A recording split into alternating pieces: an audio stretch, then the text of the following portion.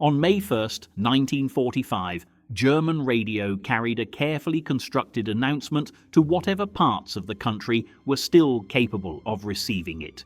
Admiral Karl Dönitz informed the population that Adolf Hitler had died the previous day in Berlin.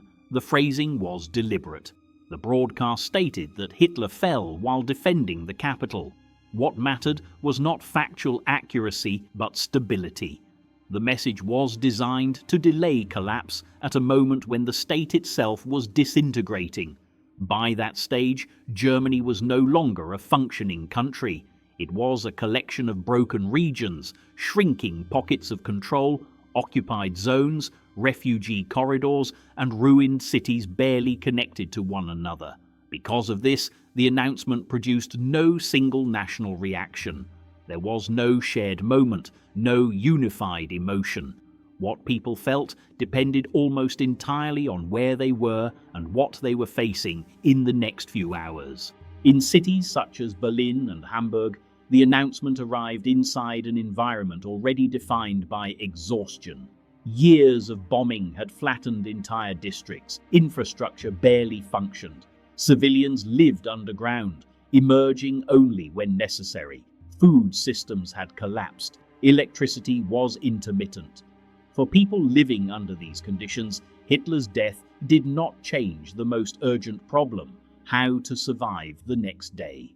As a result, many people reported feeling nothing at all. This was not indifference. It was numbness created by prolonged trauma. In Berlin, many civilians did not hear the announcement when it was first aired. The city was still under siege. Soviet forces controlled most districts. Radio reception was unreliable. Information spread through rumor rather than broadcast. Civilians sheltering in basements cared less about political developments than whether the shelling would continue. Hitler's death mattered only insofar as it might shorten the fighting, and even that was unclear. In eastern regions already occupied by Soviet forces, reactions were often muted or dismissive. Authority had already collapsed. Daily life was dominated by fear, displacement, and uncertainty. Under these circumstances, political meaning dissolved. For many civilians, Hitler's death did not change their immediate reality in any measurable way.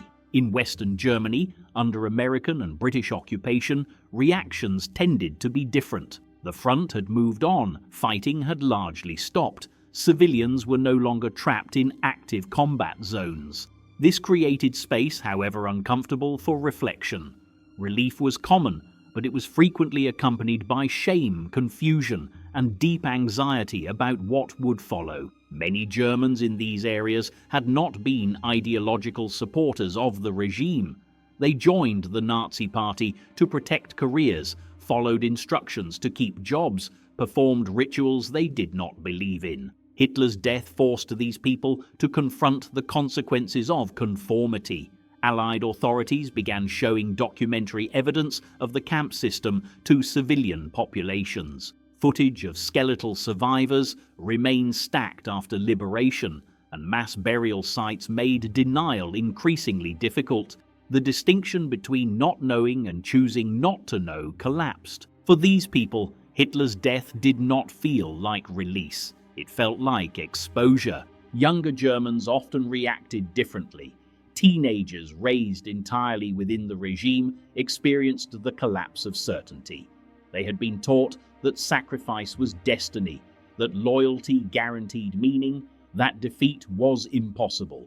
Hitler's death removed the ideological structure that had framed their entire lives. For many of them, the loss was not personal affection, but the sudden disappearance of the world as it had been explained to them. Older Germans, particularly those who had lived through the First World War and the instability of the 1920s, often reacted with resignation. They had seen governments fall before, systems collapse. Survival remained the constant. The broadcast itself reflected these realities. The omission of the circumstances of Hitler's death was intentional. A full explanation would have shattered what little remained of cohesion. Even at the very end, the leadership feared truth more than defeat.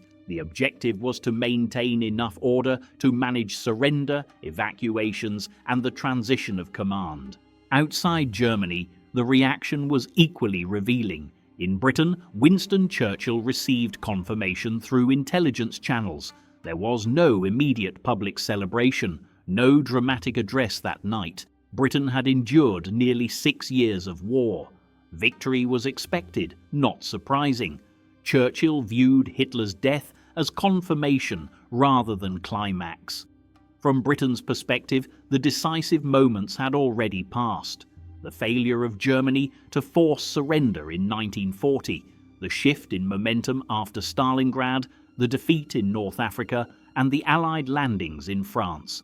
The concern was practical. German forces were still fighting, naval threats still existed. The war would not be considered over until Germany capitulated fully. Symbolism mattered less than ensuring the conflict ended cleanly.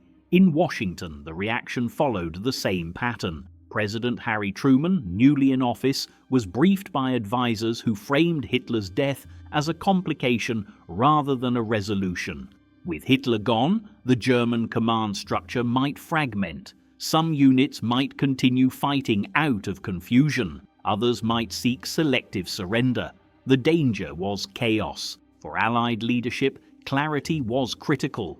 There would be no partial agreements, no regional ceasefires. Germany would surrender unconditionally, or the war would continue.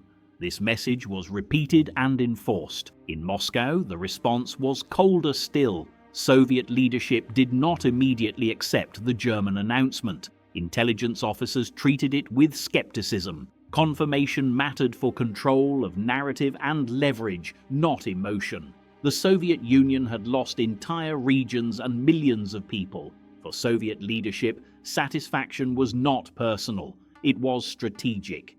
Germany had to be dismantled to the point that it could never threaten the East again. In official Soviet messaging, Hitler's death was portrayed as proof of fascism's collapse. Internally, the focus remained on securing territory, consolidating power, and shaping post-war Europe. Elsewhere in occupied Europe, reactions were cautious. Resistance groups understood that German units were still armed. Borders were still enforced. Power had not yet shifted fully. Premature celebration could be dangerous. Liberation was expected, but order had not yet returned. In Japan, the announcement was received quietly. By that point, Japanese leadership already understood that Germany was collapsing. Hitler's death confirmed what had been evident since late 1944. It did not, however, change Japan's strategic position. The war in the Pacific continued independently. Some officials viewed Germany's defeat as a warning about the consequences of unconditional loss. Others interpreted it as proof that resistance must continue. No immediate policy change followed. Across the world, the dominant response to Hitler's death was calculation. By the time he died, Hitler no longer controlled events. Armies were in retreat, supply networks had failed, authority was fragmented, cities lay in ruins. His death marked the psychological end of the regime, not the operational end of the war. Inside Germany, reactions evolved slowly. Initial disbelief gave way to acceptance. Numbness gave way to grief, anger, or reflection. But in the immediate days after the announcement, most people could not afford long-term thinking. Survival dominated every decision. In refugee columns moving west, the news passed between exhausted civilians who had already lost everything. Some cursed Hitler openly. Others defended him even then, not necessarily out of belief, but because abandoning belief meant admitting their suffering had been without meaning. In hospitals, wounded soldiers asked what the war had been for. Doctors and nurses had no answers. In churches, sermons avoided names and spoke instead of rebuilding and endurance.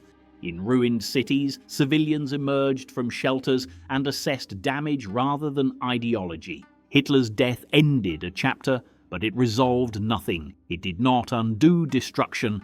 It did not restore lives. It did not answer questions. The war in Europe continued for another week. People continued to fall. Cities continued to burn. Armies continued to move.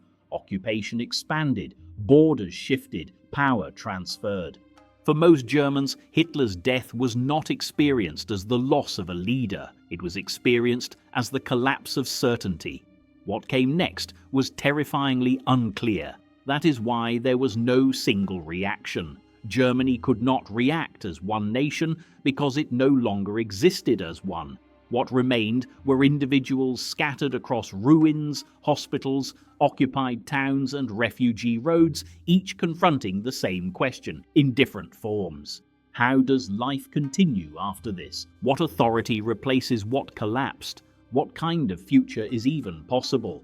Those questions would define Germany for decades. On May 1st, 1945, when the announcement crackled through radios across a shattered country, most people felt whatever they felt: relief, numbness, anger, fear, hope, and then returned immediately to the work of staying alive in a land that had been destroyed.